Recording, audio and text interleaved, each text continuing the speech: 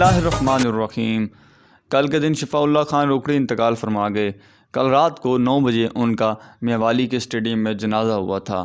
آج کی اس چھوٹی سی ویڈیو میں آپ کے ساتھ شفاء اللہ خان روکڑی کی تھوڑی سی انفارمیشن دیں گے تاکہ آپ لوگ اس ویڈیو میں شفاء اللہ خان روکڑی کے بارے میں جان سکیں۔ شفاء اللہ خان روکڑی سنگنگ سے پہلے محکمہ پنجاب پولیس میں کام کیا کرتے تھے اور ان کو گانے کا بچپن سے ہی شوق تھا۔ جب انہوں نے گانے کی طرف قدم بڑھایا اور اپنا گھر والوں کو بتایا کہ میں گانا گانا چاہتا ہوں، تو سب سے پہلی مشکلات ان کے گھر والوں نے ہی ان کو دیں۔ ان کے بھائیوں نے ان کے ساتھ تعلقات ختم کر دیے، مگر ان سب مشکلات کے باوجود انہوں نے سنگنگ کرنا ہی پسند کی اور یہ سنگنگ کرتے گئے۔ اور ایک وقت یہ آیا کہ 1995 کو جب ان کا پہلا البم ریلیز ہوا تو یہ سنگنگ کی دنیا میں مشہور ہونا شروع ہو گئے۔ اب تک ان کی کوئی 100 سے زیادہ البم یوٹیوب پہ موجود ہے اور ان کا ایک یوٹیوب پہ اپنا چینل بھی ہے جس پہ ملینز میں سبسکرائبرز ہیں۔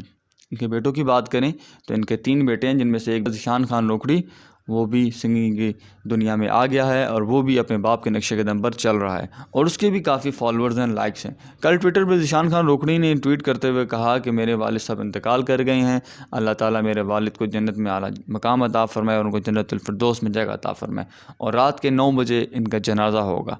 شفاء اللہ خان روکڑی نے دنیا میں بہت زیادہ فین بنائے، اور سرائکی کی بات کریں، سرائکی زبان میں تو شفاء اللہ خان روکڑی کو بہت پسند کیا جاتا تھا۔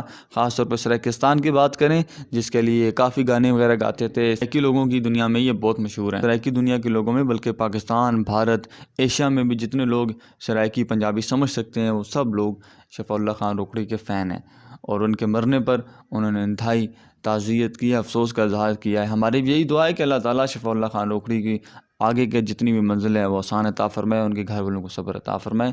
بہت بہت شکریہ۔ اگر ویڈیو اچھی لگی تو اس کو ضرور لائک کیجیے گا۔ السلام علیکم۔